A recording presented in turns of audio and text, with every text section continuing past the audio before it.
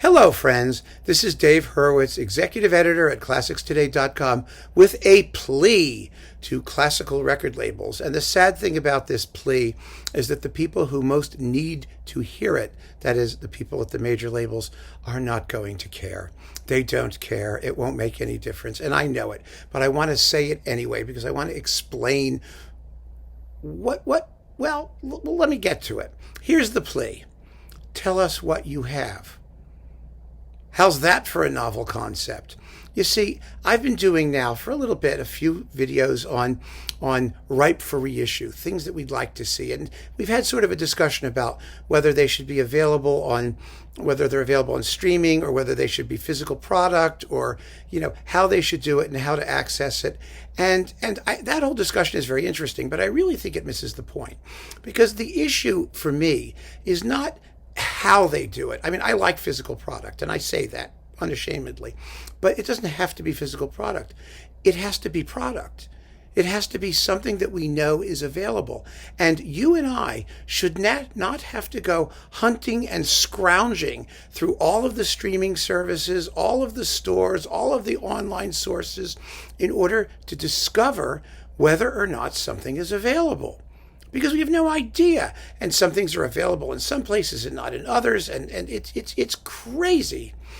Back in the day when I was starting out, there was this thing. It was called the Schwann Catalog. Remember the Schwann Catalog? You all remember it. But I mean, newcomers, people who are new to classical music in this crazy business, there was something called the Schwann Catalog. It told you every recording that was available in the territory that the Schwann Catalog covered, which was like most of North America, essentially. Germany had the Bielefelder Catalog, which was terrific. And we used to want our own copy of that too, because we could see what was available as an import if we had a source for it. And then there was the Japanese catalog. There were all different catalogs, but they had catalogs. And it was only in the 1980s, really, basically, 1990s, because I wrote for the Schwann catalog, and I worked with them, really for them as a writer. And, until they died, which I don't know, was 1990 something, I guess, or late 80s, somewhere around there.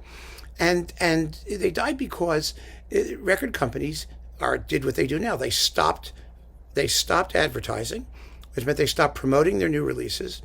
And in addition, they released so much stuff that it just was becoming unmanageable. I mean, when I started writing for High Fidelity magazine in the 1980s, we had one issue a year that was dedicated to upcoming releases. In December, it was next year's new releases. And we asked all the labels what they were releasing, and they sent us a list, and we put it together. I helped put it together. And there it was, 1986's new releases, all of them. And it was totally and completely organized and planned. So you knew what you wanted to get. You could plan your life. Granted, there were not 7,000 things per label. It was 4 or 5 pages, but it was classical new releases. Gramophone used to have it too. They had a list of classical new releases or upcoming releases. It was not a controversial thing to actually tell people what you plan to do. But now, who knows? And what makes it so aggravating is that, the labels themselves, they all have websites, but they don't care. Some independent labels have beautifully maintained websites because they sell their own product.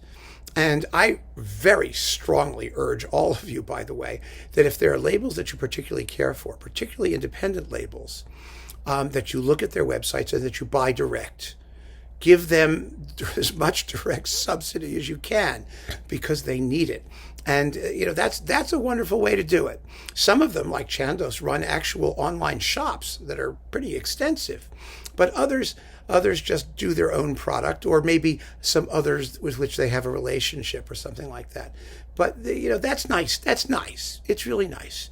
But the real issue that we all have to face, the elephant in the room, is that for maybe, 3/4 of a century, the major labels, the basic major labels, that is Sony, which was Columbia, RCA, Victor, Decca, it was Philips, Deutsche Grammophon, and the Teldec Warner people, EMI, HMV, those people, those were the majors.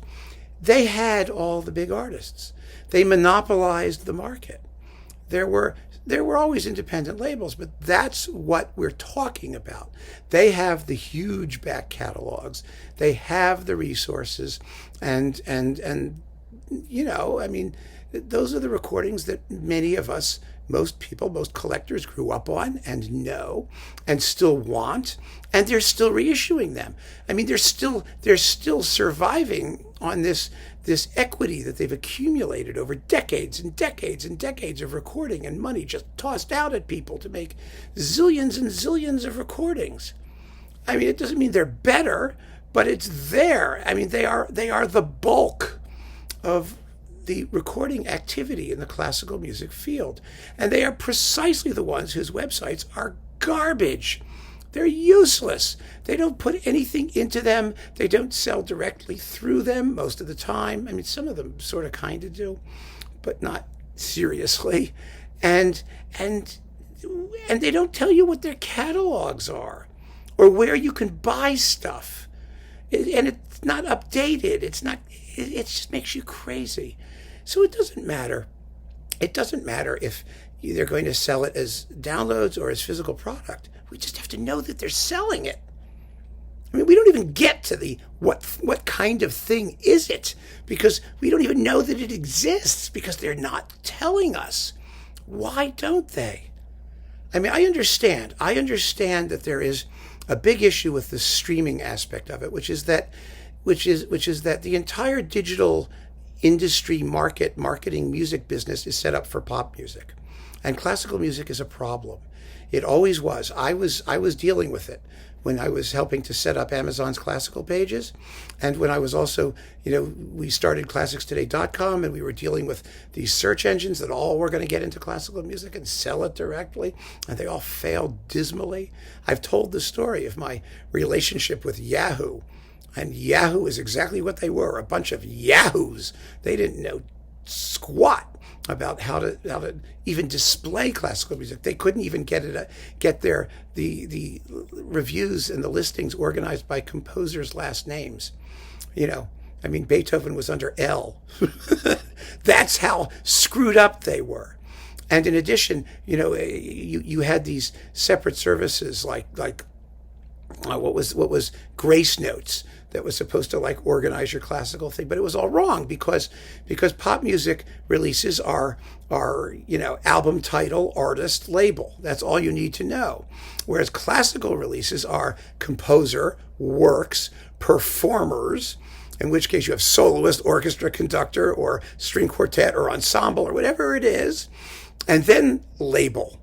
And those head notes, as they're called, those identifiers could be very, very long, but they must be in the order of composer, performers, label, which is quite different. None of it works with respect to classical music, and you know it. You know that there are streaming services that are now devoted to classical music, and they're better at it. They are, but they're all hampered by the fact that the music delivery systems regard everything as a song, not a work, a song. So if it's a 4-movement symphony, it has 4 songs, and you got to deal with that, and you have to deal with the fact that they're selling the stuff by the track, not by the work. It's really a mess. It's a total mess. So what's the answer? And this is my plea. My plea is, classical people, all of you classical people, agree on a standard. Agree on a standard for the listing and dissemination, whether by physical product or electronically, whatever that is, electronically, of classical music. Just agree on the format and the standard and make your list, and then stick it out there. It would be really nice if everybody donated a penny or something to put together a website, a clearinghouse website of classical music labels that everybody participated in. It's not so crazy. When the classical music industry was successful, some people say, well, it's because there wasn't tons and tons of stuff and they were marketing better. And yeah, that's partly true. But the real thing that made the classical music industry possible was that everyone agreed on a standard.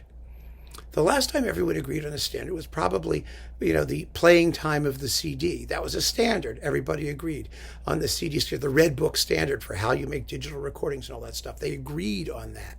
And that made a certain standardization possible. But then it all went to hell.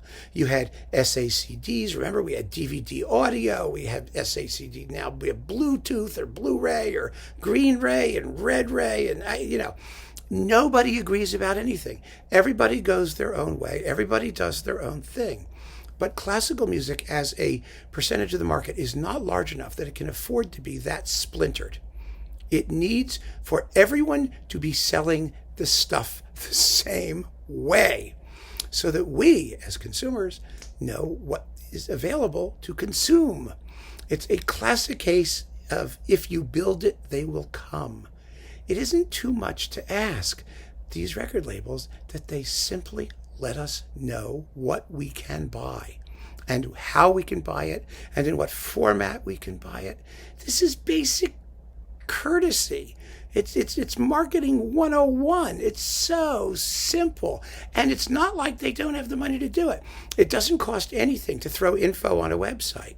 It doesn't cost anything to have these useless PR people who are working there. And believe you me, they are sitting there earning money, pushing those fabulous, I read those releases from like Universal. Oh, this month's CD singles or digital download thing of people you've never heard of doing things that aren't classical, that they claim are classical. I mean, let those people do some real work. Let them make a list. Let them organize the entire catalog. Let somebody there decide what stuff should always be available and what they can afford to have come and go. Who knows? Whatever they want to do, whatever their philosophy. Do it in a simple, consistent way, and then just let us know. Please, just tell us what's coming up in the next year, what we should be paying attention to. It's really kind of scary when you think about what they don't do, compared to what they used to do. Even that minimal thing that they used to do. What could be more basic? I'm repeating myself. I have to stop. But you understand where I'm coming from. I'm sure you do. So thank you for joining me. Keep on listening. It ain't going to happen. We're all going to keep screaming. And you never know. At least it's out there. Take care.